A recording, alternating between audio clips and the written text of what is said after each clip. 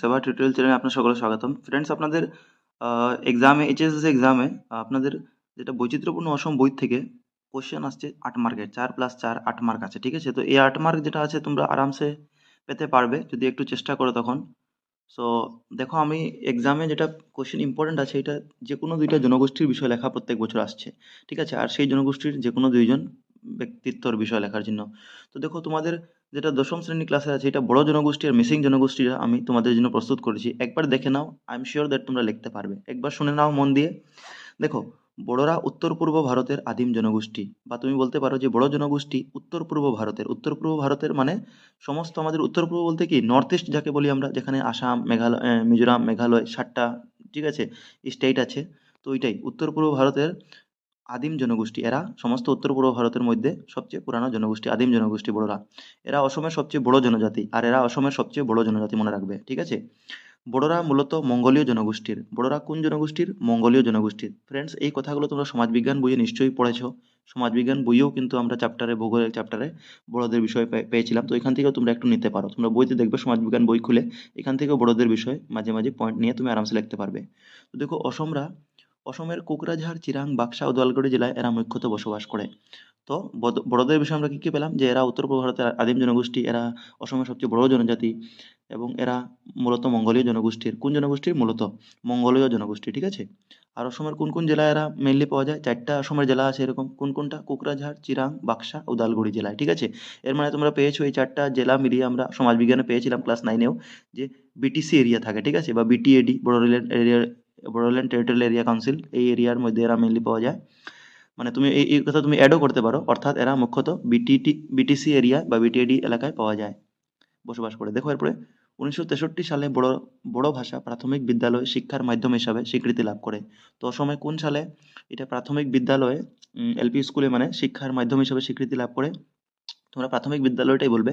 তো 1963 সালটা একটু মনে রাখে নিবে, যে প্রাথমিক বিদ্যালয় শিক্ষার মাধ্যম হিসাবে মানে পড়াশোনার মধ্যে বড় ভাষাটা ব্যবহার করা শুরু হয়েছিল, ঠিক আছে? 1963 সালে। 1984 সাল থেকে বড় ভাষা অসমের রাজ্য ভাষা হিসাবে স্বীকৃতি লাভ করে। তো ভেরি ইম্পর্টেন্ট, অসমের রাজ্য ভাষা হিসাবে বড় ভাষা কোন সালে স্বীকৃতি লাভ করে? তো 1984 সালে, ঠিক আছে? 1963 ছিল বড় ভাষা প্রাথমিক বিদ্যালয় শিক্ষার মাধ্যম হিসাবে স্বীকৃতি লাভ করেছিল। আর 1984 সালে বড় ভাষা অসমের রাজভাষা হিসাবে স্বীকৃতি লাভ করে, রাজ্য ভাষা হিসাবে। অসমের এমনি আসামিজ আর বড় আর বেঙ্গলি তিনটাই ভাষা আছে। তো বড় ভাষা 1984 সালে, ঠিক আছে? 2003 সালে, এটা ভেরি ইম্পর্টেন্ট, ভারত সরকার, অসম সরকার এবং বড়ো লিবারেশন টাইগারের সঙ্গে গঠিত বিটিসি চুক্তি মর্মে বড়ো ভাষা সংবিধানের 8ম অনুসূচিতে অন্তর্ভুক্ত হয়েছিল। তো ভারতের 8তম অনুসূচি যেটা আছে, এটাতে বড়ো ভাষা কিসের মাধ্যমে মানে অন্তর্ভুক্ত করা হয়েছিল? তো 2003 সালে একটা চুক্তি হয়েছিল কার কার মধ্যে? ভারত সরকার ছিল এক পক্ষ, আরেক পক্ষ ছিল অসম সরকার, আর একটা ছিল বড়ো লিবারেশন টাইগার, ঠিক আছে? তো এই মনে রাখবে, বড়ো লিবারেশন টাইগার অসম সরকার এবং ভারত সরকারের মধ্যে 2003 সালে যে চুক্তি হয়েছিল। আর এই চুক্তিটা কোথায় হয়েছিল? বিটিসি মানে বড়োল্যান্ড টেরিটোরিয়াল কাউন্সিল, মানে এই যে আমি বললাম 4টা জেলা মিলিয়ে বিটিসি আছে, ঠিক আছে? তো বিটিসি চুক্তি মর্মে বড় ভাষা সংবিধানের 8তম অনুসূচিতে অন্তর্ভুক্ত হয়। তো কিসের মর্মে আমি বললাম? এরপর থেকে বড় ভাষা সমস্ত ভারতবর্ষে বিশেষ অগ্রগতি লাভ করে। এরপর থেকে সমস্ত ভারতবর্ষে এটা বিশেষ অগ্রগতি লাভ করে, মানে মানুষ এটার বিষয়ে জানা পরিচয় আরম্ভ করে ভারতবর্ষের সঙ্গে, মানে বিশ্বের অন্যান্য প্রান্তেও অগ্রগতি লাভ করে, এটা লিখতে পারবে তুমি।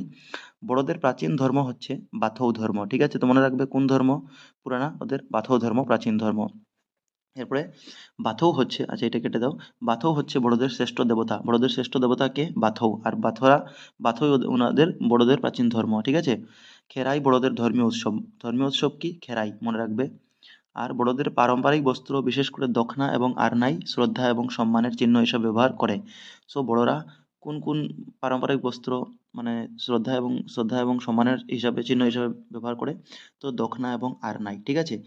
আর একটা জিনিস বলে দিই, দখনা আর আরনাই এই দুইটা বস্ত্রকে এই কয়দিন আগে জিআই ট্যাগ দেওয়া হয়েছিল, ঠিক আছে? এখন তোমরা এটা ছেড়ে দাও, তোমরা হয়তো না পারো, যদি এক্সামে মনে থাকে তো লিখে দিবে যে বড়দের বস্ত্র দখনা এবং আরনাইকে আহ, কিছু ইতিমধ্যেই মানে জিআই ট্যাগ প্রদান করা, ভারত সরকারের দ্বারা জিআই ট্যাগ প্রদান করা হয়েছে, ঠিক আছে?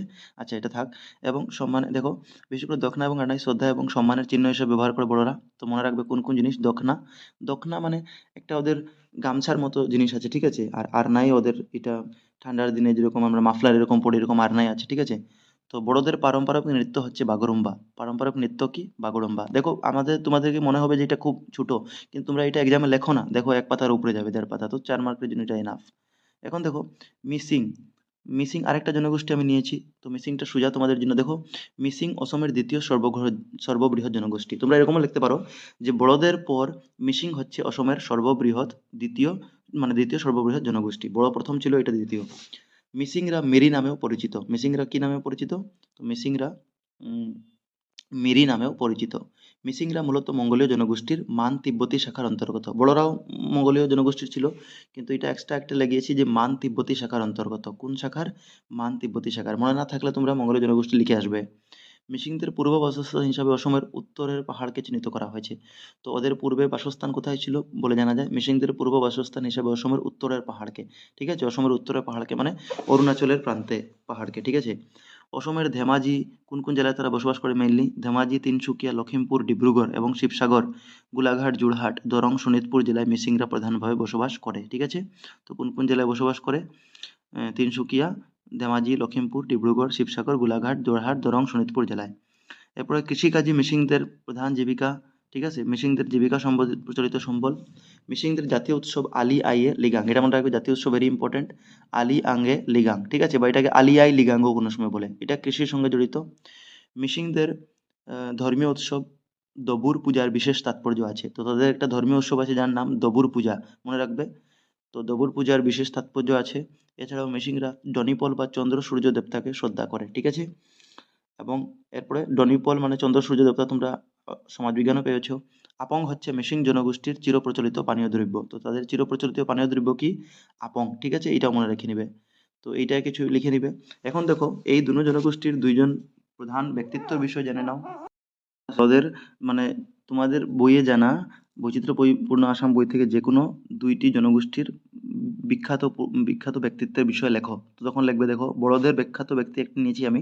তিনি হলেন রাষ্ট্রীয় পুরস্কার প্রাপ্ত উস্তাদ কামিনী কুমার নার্জারি। কে? কামিনী কুমার নার্জারি, ঠিক আছে, উস্তাদ কামিনী কুমার নার্জারি, আর তিনি রাষ্ট্রীয় পুরস্কার প্রাপ্ত। তো দেখো নৃত্যশিল্পী, তিনি একজন নৃত্যশিল্পী ছিলেন, কুমারী নার্জারি, মহিলা একজন ছিলেন। কামিনী কুমার নার্জারির নিঃস্বার্থ এবং অশেষ প্রচেষ্টার ফলে বড় নৃত্য রাজ্য পর্যায় থেকে রাষ্ট্রীয় পর্যায়ে উন্নীত হয়, ঠিক আছে, মানে অসম থেকে বাইরে গিয়ে সমস্ত রাষ্ট্র পর্যায়ে, ভারতবর্ষের অন্যান্য প্রান্তেও এটা বড় ভাষাটা মানে বড় নৃত্যশিল্পীটা, ঠিক আছে, এটা রাষ্ট্রীয় পর্যায়ে উন্নীত হয়েছে বা অন্য প্রান্তে এটা ছড়িয়ে পড়েছে। তিনি 1926 সালে বর্তমান গোসাইগাঁও মহকুমার অন্তর্গত কিন্নাখাটা, ঠিক আছে, বিন্নাখাটা অঞ্চলের বামুনকুড়া গ্রামে জন্মগ্রহণ করেন। তো তুমি কোন গ্রামে জন্মগ্রহণ? বামনকুড়া গ্রামে জন্মগ্রহণ, মনে রাখতে পারো, ঠিক আছে। গোসাইগাঁও মহকুমার বামনকুড়া গ্রামে জন্মগ্রহণ করেন। যদি মনে থাকে তো লিখে দিবে।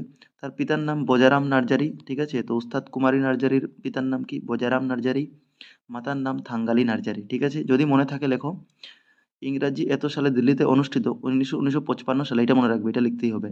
1955 সালে দিল্লিতে অনুষ্ঠিত অল ইন্ডিয়া রেডিওর মুক্ত, ঠিক আছে।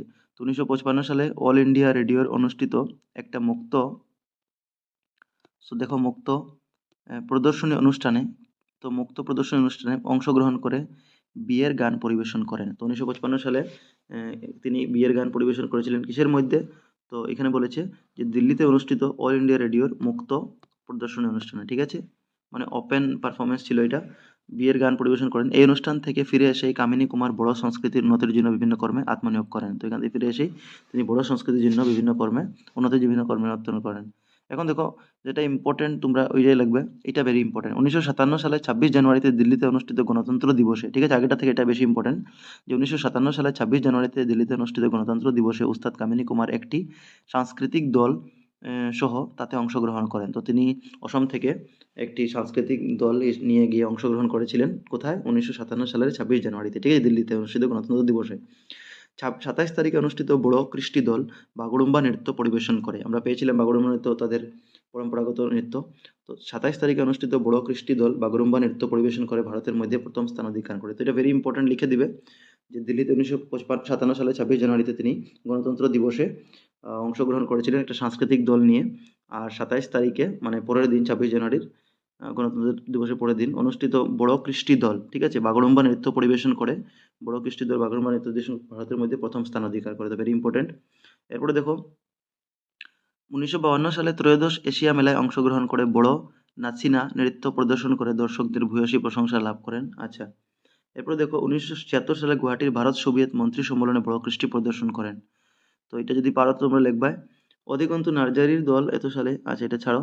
এরপরে সঙ্গীত নাটক একাডেমিটা ভেরি ইম্পর্টেন্ট, এটা ছাড়বে না। 1982 সালে সঙ্গীত নাটক একাডেমি পুরস্কার লাভ করেছিলেন। তো সঙ্গীত নাটক একাডেমি বা একাডেমি পুরস্কার লাভ করেছিলেন 1982 সালে, এটা মনে রাখে নেবে, লিখে নেবে। তার প্রচেষ্টায় বড় সংস্কৃতি রাষ্ট্রীয় পর্যায়ে সম্মান অর্জন করতে সক্ষম হয়েছিল, ঠিক আছে। এরপরে মৃত্যু হয়েছিল 1998 সালের 16 তারিখে। আচ্ছা, এখন এইটা তো একটা, আমি এখন ইন্টারনেট থেকেও তোমাদের জন্য কিছু নিয়েছি, ঠিক আছে। এটার থেকেও তোমরা লিখতে পারবে কিছু, বলছি না, ওইটা লিখলে হয়ে যাবে। মেন পয়েন্ট বেশি বড় করতে যাচ্ছে না যেহেতু সময় কম। পদ্মশ্রী যাদব পায়াং, দেখো এটা হচ্ছে আপনাদের মিসিং জনজাতির একজন ফেমাস ব্যক্তিত্ব, ঠিক আছে। তো এটা বড় জনগতি জেনে নিলাম। এখন পদ্মশ্রী যাদব পায়াং তার বিষয়ে জানি। দেখো, পদ্মশ্রী যাদব পায়াংকে actually forest man of India বলা হয়, ঠিক আছে, ফরেস্ট ম্যান অফ, কারণ তিনি অনেক গাছ লাগিয়েছেন, এটার জন্য পদ্মশ্রী সম্মান পেয়েছিলেন, ঠিক আছে। 2015 সালে আই থিঙ্ক। আমরা পড়বো এখন। দেখো, গাছ থাকলেই মানুষ থাকবে, এটা তোমরা লেখার দরকার নেই, তোমরা জাস্ট পদ্মশ্রী যাদব পায়াংয়ের বিষয়ে যেটা এটা লিখবে। তো দেখো, হ্যাঁ, তুমি বলবে যে যোরহাটের কোকিলামুখের কোথাকার তিনি বাসিন্দা পদ্মশ্রী যাদব পায়ং? তো তিনি যোরহাটের কোকিলামুখের মিসিং গ্রামের নিবাসী, 1 নং মিসিং গ্রামের নিবাসী, ঠিক আছে, যোরহাটের কোকিলামুখের। মাত্র দশম শ্রেণী পর্যন্ত পড়া শ্রী যাদব মোলাই পায়ং ছিলেন একজন পরিবেশবিদ, ঠিক আছে, এরকম লিখে দেবে যে যোরহাটের কোকিলামুখের 1 নং মিসিং গ্রামের নিবাসী মাত্র দশম শ্রেণী পর্যন্ত পড়া শ্রী যাদব মোলাই পায়েং, তার পুরা নাম শ্রী যাদব মোলাই পায়ং, ছিলেন একজন পরিবেশ রক্ষক, ঠিক আছে, বা প্রকৃতিবিদ, একজন প্রকৃতিবিদ বা পরিবেশ রক্ষক, এরকম লিখে দিবে তোমরা। এরপর দেখো, তিনি 1979 সালে গাছ লাগাতে শুরু করেছেন এবং গত 40টি বছর কেবল গাছই লাগিয়েছেন, ঠিক আছে। তো এটা লিখে দেবে 1900 থেকে গাছ লাগানো আরম্ভ করেন, আর সেগুলোতে তিনি লালন পালন করতেন, ঠিক আছে, গাছ লাগিয়ে। এরপরে উম, তিনি একজন প্রকৃতিপ্রেমী ছিলেন ও পরিবেশ কর্মী ছিলেন তিনি, ঠিক আছে। ভারতের অরণ্য মানব, তাকে ভারতের অরণ্য মানব বলে বলা হয়, মনে রাখবে, ঠিক আছে। তো তোমরা স্টার্টিং যখন করবে তো এরকম লিখতে পারো যে যোরহাটের কোকিলামুখের 1 নং মিসিং গ্রামের নিবাসী মাত্র দশম শ্রেণী পর্যন্ত শ্রী যাদব মোলাং পায়েং ছিলেন একজন প্রকৃতিপ্রেমী ও পরিবেশ কর্মী, যাকে ভারতের অরণ্য মানব বলেও জানা যায়, ঠিক আছে। এরপরে তুমি লিখবে যে 1979 সালে গাছ লাগাতে শুরু করে যাদব পায়ং এবং গত 40টি বছরে কেবল গাছই লাগিয়েছেন এবং শুধুমাত্র গাছই লাগাননি, তিনি সেগুলোকে লালন পালনও করেছেন, ঠিক আছে। এইগুলো বলে দিবে, তুমি বানিয়ে লিখে দিবে। এখন দেখো, আর এখানে কি হবে, তার পিতার নাম যদি পারো তো লেখো, না হলে কোনো অসুবিধা নাই। তো তার পিতার নাম লক্ষ্মীনাথ পায়েং এবং মায়ের নাম আফুলি পায়েং, এটা লিখতে পারো ইচ্ছা হইলে। এরপরে পিতামাতার 11টি সন্তানের মধ্যে যাদব পায়েং ছিলেন তৃতীয়, তিনি পিতামাতার তৃতীয় সন্তান ছিলেন, এটা মনে রাখবে। তার 11টা সন্তান ছিল তার মা বাবার, তার মা বাবার, আর তার মধ্যে তিনি তৃতীয় ছিলেন। এরপর দেখো, তিনি কোথায় শিক্ষা দীক্ষা, দশম শ্রেণী পর্যন্ত আমরা পড়েছি, লিখে দিলাম, ঠিক আছে। এরপরে বালিগ্রাম, তো এটা বলতে পারো নাও বলতে পারো, এটা এমন ইম্পর্টেন্ট নেই। এরপরে দেখো, দশম শ্রেণী পর্যন্ত পড়া পায়াং প্রাবেশিক পরীক্ষা না দিয়েই বাড়ি ফিরে এসেছিলেন। তো পরীক্ষা না দিয়েই, প্রাবেশিক পরীক্ষা এন্ট্রান্স পরীক্ষা না দিয়েই তিনি বাড়ি ফিরে এসেছিলেন। বাড়ি ফিরে দেখেন ব্রহ্মপুত্রে বন্যায় ফেলে যাওয়া বালুর স্তরে প্রবল রোদে সাপ ব্যাঙ আদি থেকে আরম্ভ করে ছোট ছোট অজস্র জীবজন্তুর মৃত্যু হয়েছে, ঠিক আছে। তো দেখেন যে ওইনা চাপড়ি ব্রহ্মপুত্রে বন্যায় ফেলে যাওয়া বালুর স্তরে কেবল রোদে সাপ ব্যাঙ ইত্যাদি থেকে আরম্ভ করে ছোট ছোট অজস্র জীব মৃত্যু হয়েছে, তিনি জিনিসটা দৃশ্যটা দেখেন। এরপর সে সময় প্রখর গরমে মৃত্যুর অপেক্ষারত অবস্থায় একদল সাপ তার নজরে এলো। আচ্ছা, এটা যদি লেখো তো লেখো না। এখন দেখো, দরদী হৃদয়ের পায়েং সাপগুলোতে রক্ষা করার জন্য আশেপাশের গ্রামের বয়োজ্যেষ্ঠদের পরামর্শে 50টি গাছ রোপণ করেন। হ্যাঁ, এটা স্টোরিটা বললে ভালো, ঠিক আছে। তিনি কি দেখেছিলেন নিজের নজরে, যে সাপ মরেছিল এটা গরমে, ঠিক আছে। এরপর প্রতি বছর গাছপালা রোপণ করার কাজটি তার অভ্যাসে পরিণত হয়।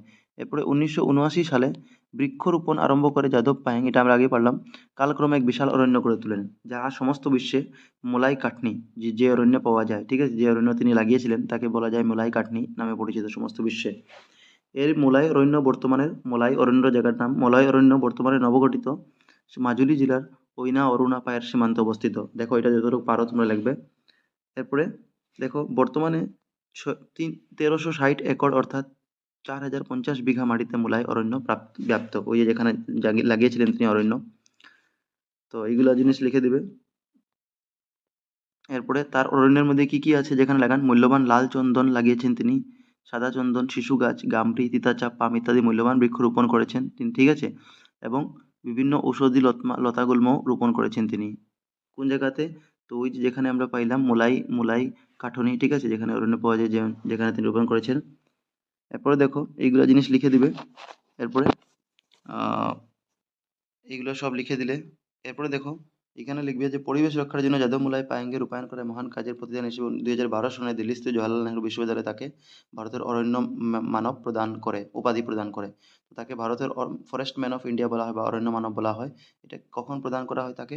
তো 2012 সনে দিল্লিতে জওহরলাল নেহরু বিশ্ববিদ্যালয়, ঠিক আছে, মনে রাখবে এটা, এটা লিখে দিবে। এরপরে সেই বছরই তদানীন্তন ভারতের রাষ্ট্রপতি এপিজে আব্দুল কালাম 250 লাখ টাকা সহ হীরা খনিজের পুরস্কার প্রদান করেন। তো এবং শ্রী পায়েঙ্গের উচ্চ প্রশংসা করেন, ঠিক আছে? তো এটা মনে রাখবে।